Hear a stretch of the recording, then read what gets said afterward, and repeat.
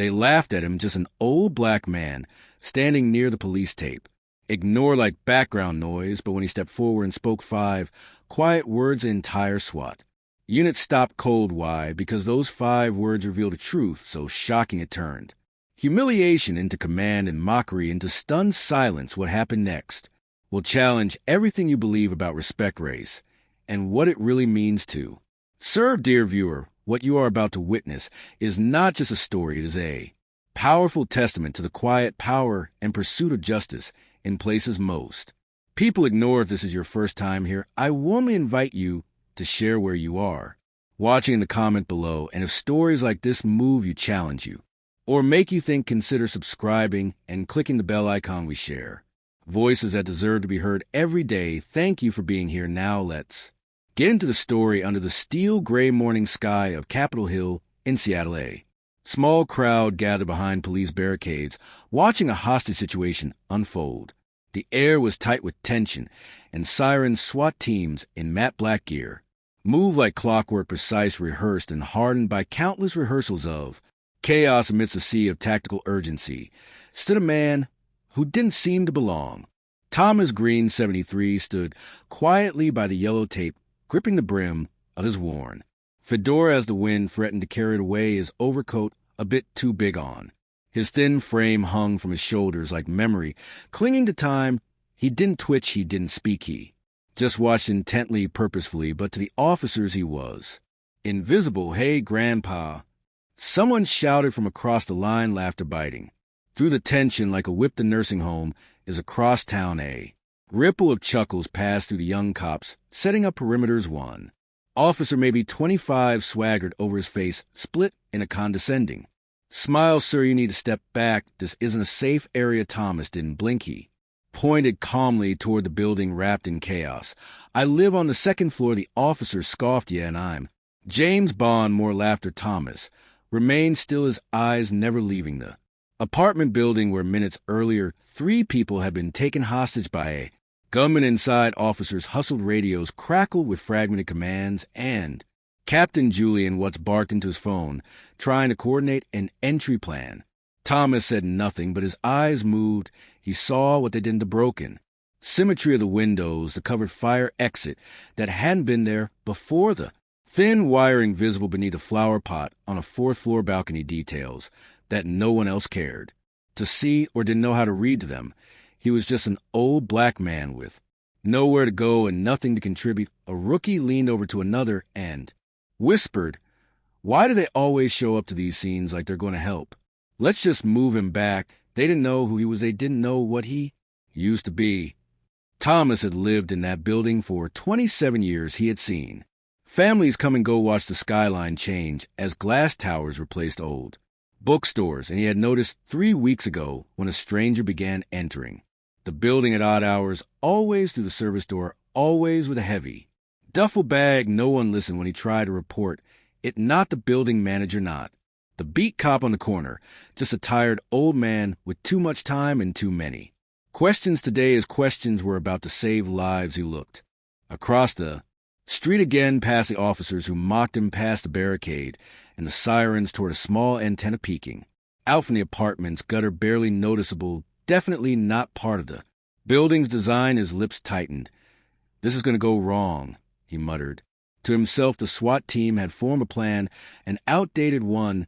He could tell from the way they aligned the direction of the entry point, the lack of rear coverage. Their approach, he knew, was suicidal. Inside the police command van, the captain gestured toward building plans spread across a tablet screen. Delta team breaches here in 2 minutes. Someone announced. No one questioned it. Everyone assumed control was in the hands of professionals, except for the man standing 20 feet away who saw what no one else could. Thomas made his decision with surprising speed for a man of his age. He crossed the police line. The officers yelled, grabbing at him, "Sir, step back." But Thomas kept walking until they caught his arms. "What the hell are you doing?" The same young officer shouted, "You'll get yourself killed." Captain Watts approached, visibly irritated. "Get him out of here. Now you're all going to die if you go in there like that," Thomas said. Quietly, his voice didn't rise. He didn't plead. He stated it as if he were reading A weather report, the captain rolled his eyes. And who are you exactly? Thomas. Looked him dead in the eye. Then he said 5 words that stopped the conversation. The laughter and the air itself echo unit Langley clearance. Now the silence, with sudden expressions on the officers' faces, shifted from amusement to uncertainty, from dismissal to a cold wash of realization, Captain. What's blinked? What did you just say? Thomas didn't flinch. Check it, there was a pause. Then a flurry of radios, whispered confirmations, and background checks that shot through encrypted networks in. Seconds when the results came back, the color drained from the captain's face. The man they had laughed at, the man they shoved, had once led classified CIA field operations across Eastern Europe. He wasn't a bystander. He wasn't a relic. He was the architect of strategies they still studied in elite training schools, and now he was telling them their entire plan would lead to disaster. Thomas Green didn't ask for respect. He earned it by simply standing in truth and watching the world finally notice. And this was just the beginning, the moment the 5 words echo unit Langley clearance now left Thomas Green's lips. The air seemed to thin. Captain Julian Watts blinked rapidly as if trying to erase what he just heard. Around them, radios paused, mid-transmission chatter faltered, and the previously buzzing scene around the command vehicle turned ghostly quiet. One of the tech officers nearby, a wiry woman in her early 30s named Agent Louise, and Guan looked up from her laptop. She'd been scanning frequencies, triangulating cell signals lost in the rhythm of digital warfare. But when those 5 words hit, the air her hands froze over her keyboard. She leaned in and began typing. Furiously echo unit, she whispered to herself. That's not a regular division. Thomas stood calm, unmoved, as Captain Watts struggled to recover his composure. Mr. Green, the captain, began, his voice attempting to regain control. I don't know what you think run the credentials, Thomas said, his tone still. Even you're wasting time. Watts nodded toward Ningguan. Verify him immediately while the agent accessed deep archives through encrypted links. Thomas kept his eyes on the building. He didn't need recognition. He didn't need praise. He needed them to listen before. It was too late. 2 minutes passed in silence, and Guyan's fingers danced over the keyboard. Then she stopped. Her voice wavered when she spoke. He's not bluffing. She turned the screen toward Captain Watts. The image was blurry. A scan of a yellowing document marked classified in bold at the top. Beneath it, the name Thomas M. Green, Unit Echo, Clearance Level Langley. Tier 7 Operation History. Redacted, but there was enough to confirm what no one had believed a moment before. Watts stared at the screen, then looked back at the man he had just tried to escort off the premises. Sir, he said, the word catching slightly in his throat. I owe you an apology. Thomas didn't respond. He didn't need to. The respect had never been his goal. The lives inside that building were. He stepped forward and pointed to the far left corner of the structure, his voice low but certain. That balcony, see the flower pot? It's hiding a signal repeater. Custom wire. The entry point you've selected runs directly into a kill zone. There are 2 charges inside, likely military grade, and unless I miss my guess, there's a 3rd man unseen on your heat maps, embedded in apartment 3. See the team look stunned. How do you know that? Asked Lieutenant Cruz, the negotiation specialist, her voice a mix of awe and doubt. Because I've seen this pattern before. Thomas answered. In 89, in the Balkans, again in Yemen, and once in Caracas. This is not the work of an amateur. And Juan nodded slowly. Satellite imaging confirms the equipment. We missed it. He's right. Watts turned, shouting new orders to his team, reconfiguring their positions, calling for a stand-on on the original breach. But the damage had already begun. His carefully constructed authority was now held in check by the words of a man he just tried to humiliate. Who's inside? Thomas asked. A man named Samuel Lear. Cruz said. Early 40s, honorably discharged former explosive specialist. He took 3 people hostage, neighbors, all white, mid-30s, no clear motive yet. Thomas closed his eyes. The name meant nothing, but the profile meant everything. A trained soldier, unstable, with enough knowledge to rig a death trap and enough desperation to follow through as he asked for anything. Thomas inquired. Not yet. Radio silence. Since the standoff began, refused food and water delivery. No negotiator contact keys. Waiting. Thomas murmured. He doesn't want a man's met. He wants someone who Understand the language he speaks, not through protocol, through memory. You mean military memory crews. Asked no Thomas, said softly trauma you.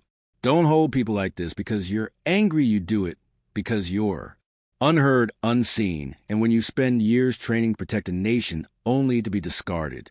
That silence turns into desperation. Captain Watts looked lost for a moment, like a man realizing he'd walked into a room without knowing the cost of being there. Are you suggesting we send you in? I'm not suggesting, Thomas replied. I'm informing you want to stop. This without bloodshed. You let me talk to him, Watts. Hesitated. It's not protocol. Neither is your entire team dying. In a failed breach, Thomas said the weight of his words wasn't in their volume, but in their certainty. Lieutenant Cruz, who had been silent, finally stepped forward. Let him in, she said. He's the only one here who understands the storm that man inside is living through. Watts looked around at his team. No one spoke, and so with a reluctant nod he stepped aside. Fine, you got 10 minutes. Thomas didn't wait for further instruction. He walked toward the building's entrance, his back straight, his movement slow and deliberate. No bulletproof vest, no radio in his ear, just the certainty of a man who had walked into fire before and survived not just the flames but the silence that followed as he approached. The door crews called after him. What should I tell them if you don't come out? He turned, not with fear, but with quiet purpose. Tell them the 5 words I said. He replied, they'll know why I went in.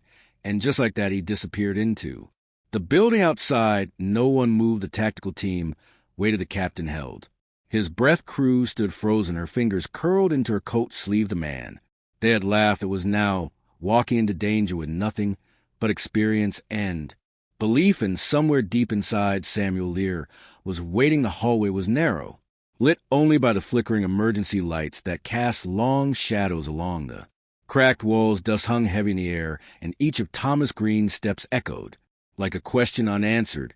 He wasn't moving cautiously out of fear. His gait was deliberate, like a man walking toward a memory he'd never quite buried. Apartment 3C loomed at the end of the hall, its door slightly ajar. The silence was uncanny. No shouting, no demands, no panic, just a stillness so deep it felt unnatural. He paused just outside, exhaled through his nose, and knocked. Once the door creaked open inside, the apartment was dim. The blinds drawn tight. A lamp glowed in the far corner, casting a yellow haze over the scene. On the floor, 3 civilians, 2 women, and 1 man sat against the wall, hands zip-tied, eyes wide but unheard between them. And the door, seated with his back to the window, was Samuel Lear. He was younger than Thomas expected, maybe 42, maybe younger, though. His eyes carried ears. His face, they were sharp, restless, but not frenzied. His hands rested in his lap, close to the detonator that lay beside him on a makeshift table, wires sprouting like weeds from its body. Samuel didn't reach for the device. He didn't shout or panic at the sight of the man who had just entered. He merely looked up and asked, who sent you? Thomas stepped inside, closing the door softly behind him. No one sent me. I came because I know the terrain you're standing in. Samuel narrowed his eyes. You military? I was Echo Unit Cold Operations Division Langley. Clear in Samuel's lips twitched not a smile, but recognition. I heard of Echo, he muttered. Ghost unit, most people think it's a myth. Thomas shrugged. We preferred it that way. A tense pause filled the room. The hostages stared between the 2 men, sensing something deeper happening, something they weren't meant to interrupt. Samuel leaned forward slightly. So what are you? One, I want to understand, Thomas said, not the situation. You what broke that didn't get fixed? Samuel's eyes flashed the question, cutting deeper than any negotiation tactic. What broke? He repeated. Everything. The day I came back. He pointed at the ceiling, as if the story were written there. They give you a flag and a handshake. They take your weapon and your uniform, and then they take your name piece by piece. I applied for help 6 times. PTSD, tremors, insomnia, paranoia. They said I didn't qualify. I said I was stable enough not to be a threat, but not broken enough to treat. Thomas nodded slowly. They want you whole or gone. Anything in between. They ignore. Samuel let out a bitter laugh. And now I'm here, holding 3 people hostage, just to get someone to look me in the eye. You think this makes them see you? Thomas asked. Samuel's voice cracked. No, but it makes them stop. Pretending I don't exist, Thomas stepped closer. His movements were measured, but not timid. Do you remember? How's our dog? He asked suddenly. Samuel blinked. What our dog? 1997 IED buried. Under a goat cart, we lost 2 men before anyone saw it coming. I was there, so was Lieutenant Curillo. He took shrapnel to the lungs. Samuel's face stiffened. He knew the name, knew the place. That operation was never recorded. Samuel said, most of mine weren't. Thomas replied, but I remember everyone. I remember what it felt like to be surrounded by silence when you got back. Like your whole identity had been folded into a classified file no one would ever read. There was a long beat of silence. I've been where you are, Thomas continued. I've stood in rooms full of people who smiled like they were grateful and walked away like I was nothing more than a shadow. And for years I carried the weight alone until I realized something was that Samuel asked that I didn't need them to validate my pain. I needed them to change because of it. Samuel looked away, his jaw clenched. His fingers brushed the side of the detonator, then pulled back. I didn't want to do this, he murmured. I didn't plan to hurt them. I just wanted to platform something that would make the silence crack.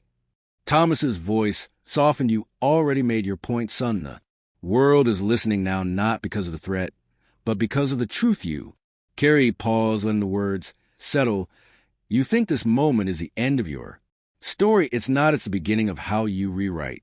It's Samuel closed his eyes, attention in his shoulders sag. His hand drifted over the table past the detonator toward a photo folded in half under a coaster. He handed it to Thomas. Without a word, it was a picture of a young boy, maybe 5, standing in front of a weathered apartment complex, grinning, missing a front tooth. My son, Samuel said, his voice breaking. Lives with his mother. I haven't seen him in 3 years. Thomas looked at the photo, then back at the man before him.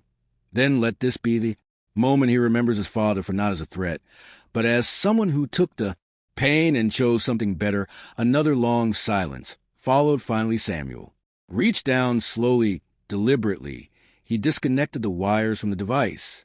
No dramatic countdown, no final standoff, just a quiet act of surrender, one not of weakness, but of strength. Thomas took the device, handed it to one of the hostages. Give this to the officer at the door. Tell them it's over. The man nodded and scrambled out, barely believing what he'd just seen. Thomas sat beside Samuel, who now looked smaller, emptied out by years of holding in what no one had been willing to hear.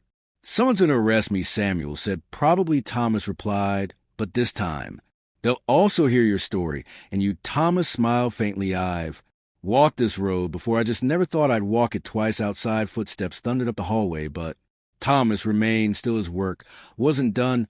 It was only beginning. The hallway outside apartment 3C had turned into a war zone of emotions. Officers paced back and forth, unsure whether to prepare for bloodshed or redemption. To the thick air and the tension in their radios, a ripple had started, carried by the whisper of 5 words and confirmed by the silence that followed the bomb's deactivation inside. However, another battle was just beginning, not with weapons, but with reckoning. Thomas Green sat across from Samuel Lair as the younger man cradled the photograph of his son. The rawness in Samuel's expression wasn't just fatigue. It was the face of a man standing at the precipice of everything he believed he had become. Thomas had seen that look before in the mirror in fellow soldiers who had been turned into ghosts of themselves by systems that remembered their service only when convenient. Do you want him to see this side of you? Thomas asked gently. Is this the image you want your son to carry into adulthood? Samuel shook his head. I wanted him to see strength. This is strength, Thomas replied, to come back from where you were headed, to still have the clarity to choose something better when the world has given you every excuse to crumble. Samuel looked up, eyes red but open. But what now? Now that was always the hardest part. What comes after the adrenaline, after the apology, after the noise fades? Redemption doesn't come with sirens. It begins quietly behind the closed door of the mind, the room most men never find the courage to enter. Thomas stood and motioned toward the back room of the apartment. There's something back there you need to see. Samuel hesitated, then followed. The room was small, musty, and sparsely furnished, but what stood out was a collection on the far wall, dozens of notebooks stacked in neat towers, photos tacked on corkboard, newspaper clippings Discharge papers and appointment slips from VA hospitals. This was not the lair of A. Madman, it was a war memorial, a silent archive of pain, effort, and erasure. These are all mine, Samuel, said his voice barely A. Whisper, I tried every way I knew to reach out. I even offered to volunteer. With trauma units, they told me I wasn't a good fit, said my background might. Trigger, others. Thomas picked up one of the notebooks. The handwriting was meticulous, page after page of entries documenting symptoms, flashbacks, dreams. Patterns. Samuel had been trying to map his own mind, trying to stay ahead of a darkness. No one else had offered to understand. They always asked for discipline in the military, Samuel said, but when you apply that same discipline to healing on your own, it scares them. You scared them. Thomas nodded. Because you weren't asking for pity, you were asking for accountability. For a long moment, the two men stood silently, surrounded by the unspoken story of a soldier who had done everything right and still fallen through cracks. But here, beyond the threshold of violence, they stood inside the room where the real change would have to begin. I don't want to be A. Symbol. Samuel finally said, you won't be Thomas. Replied, you'll be a reminder that silence doesn't mean safety, that sometimes the most dangerous man in the room isn't the one holding a weapon, but the one whose pain has been ignored for too long. Outside, the sound of heavy boots echoed up the stairwell. The SWAT team was moving again, but this time with purpose, not panic. The lieutenant in charge, Helena Cruz, approached the apartment carefully, her voice low and respectful through the comms. Mr. Green, Mr. Lear, we'd like to escort you out safely. Medical personnel are standing by. Samuel flinched at the thought. They'll treat me like a criminal. They might, Thomas admitted, but this time I'll be walking beside you, and they'll have to look at both of us. When they passed judgment, the walk out of the apartment was unlike any arrest. It was quiet, reverent, even no handcuffs, no barking orders. Lieutenant Cruz stood at the door, her eyes searching Samuel's face, not for guilt, but for understanding. You okay to walk? She asked. Samuel nodded, still clutching the photo of his son. The corridor, once filled with derision and mockery, now parted like a path of solemn acknowledgement. The same officers who had jeered hours earlier stepped back, not out of fear, but out of respect born from the realization that they had witnessed something larger than protocol. Outside, a crowd had gathered. Journalists, residents, bystanders, many had recorded the scenes. Chaos, but now they watched in silence as Samuel emerged, no longer the enemy, not yet a hero, but something more dangerous to a broken system, a man who had been heard. As Thomas and Samuel reached the ambulance, Captain Voss approached. His face was a complicated map of pride and embarrassment, authority, and remorse. Green, he said gruffly, wasn't expecting this today. Neither was I, Thomas replied. He nodded at Samuel. You handled yourself unexpectedly. Samuel said nothing. The captain looked away, then leaned toward Thomas. There's already talk of damage control, narrative framing. You know how this goes. Thomas's voice was cool then. Make sure the story isn't about a gunman. Make sure it's about what drove him to the edge and why no one stopped him before he got there that night. Samuel Lear sat in a hospital room, not as a suspect, but as a veteran, finally surrounded by people who wanted to understand, not contain. His story was out now, and in the room beyond the door, beyond the violence, beyond the humiliation, a new chapter waited to be written. Because once the door closes on the chaos, there is only the echo of what was learned, and whether the world outside is finally ready to listen. Of all the stories that emerged in the weeks after the standoff in Chicago's South Side, few carried the haunting weight of Thomas Green, and Samuel Lear. Media headlines flickered with sensationalism. Veteran disarms hostage taker. With words the elder they mocked was a legend, but beneath the noise a quieter truth unfolded, the kind that lives not in spotlight but in shadow, the kind that doesn't shout but lingers in the hearts of those who bear witness. Thomas never saw the stage, even after the footage went viral. The moment Samuel surrendered and the hostages emerged unharmed, the moment the SWAT team froze at Thomas's 5 words. He remained largely out of the public eye. Journalists came knocking, eager for an exclusive. TV producers pitched documentaries. Politicians floated statements of support. Thomas refused them all. He understood that visibility was a double-edged sword. To some, he was a savior. To others, a threat, a reminder that authority doesn't always wear a uniform or a title, but sometimes walk softly in shoes worn down by years of watching, and remembering he didn't need to tell his story in interviews. It was already being whispered across police precincts, classrooms, and community halls. What Thomas did do, however, was begin visiting veteran outreach centers across Illinois quietly. Unannounced, he'd sit in the back of group therapy sessions, not speaking until someone asked when he did speak. It wasn't with grandeur, it was with precision, the kind that came from having carried things heavier than metals at the Garfield Veterans Recovery Center. One of the therapists later recalled, Thomas said just one sentence that stayed with everyone in the room.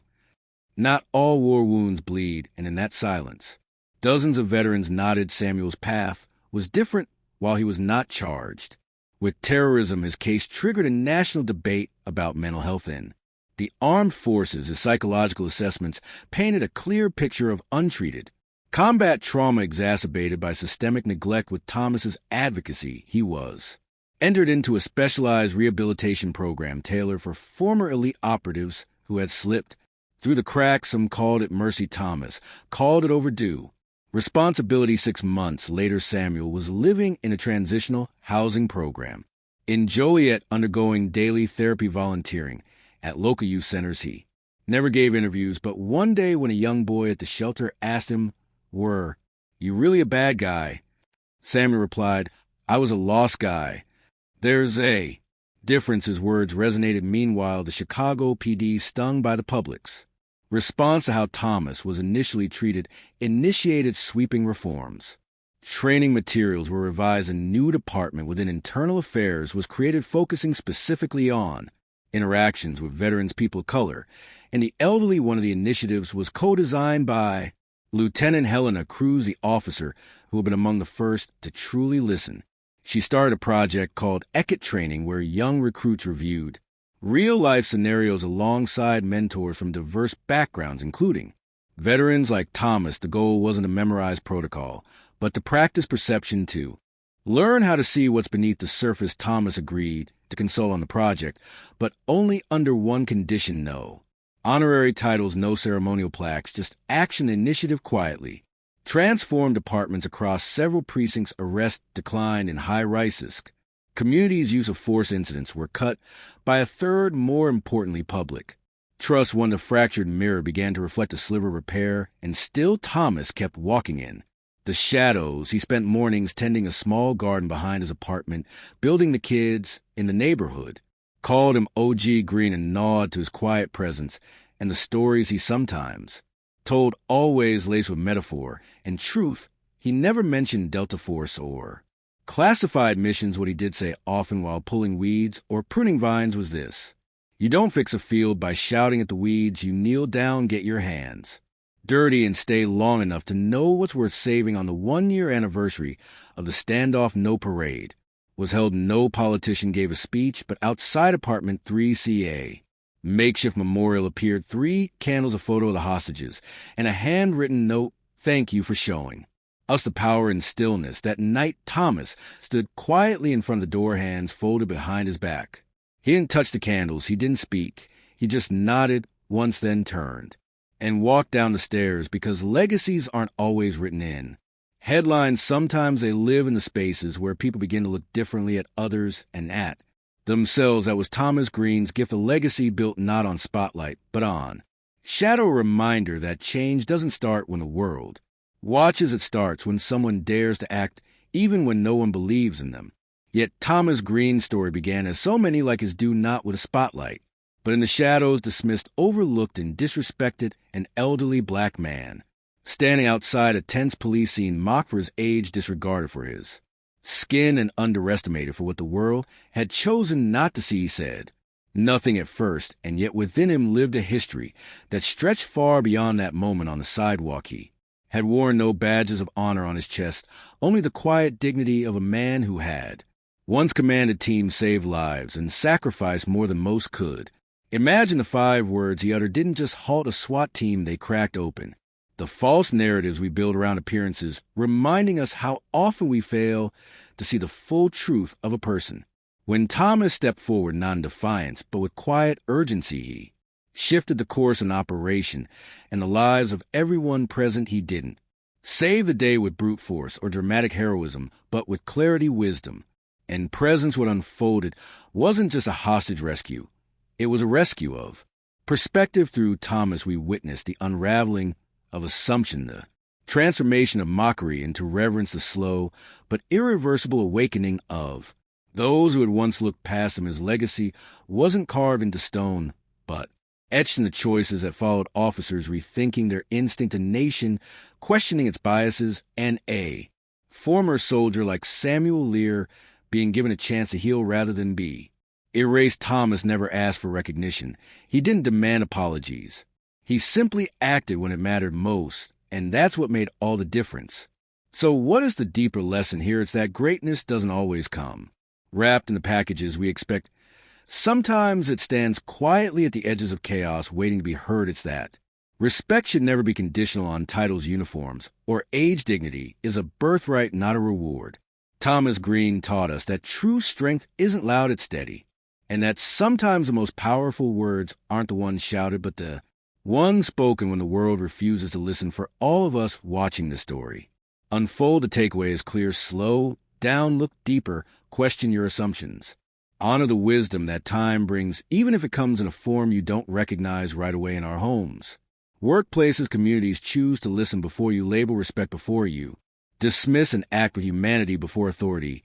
If the story moved you even just for a moment, we ask that you subscribe to this channel. Your support helps us keep bringing stories like Thomas Green's to light, stories that challenge the way we see the world and inspire us to change it. One quiet act of courage at times. Subscribe now and help us make sure the voices that matter never go unheard.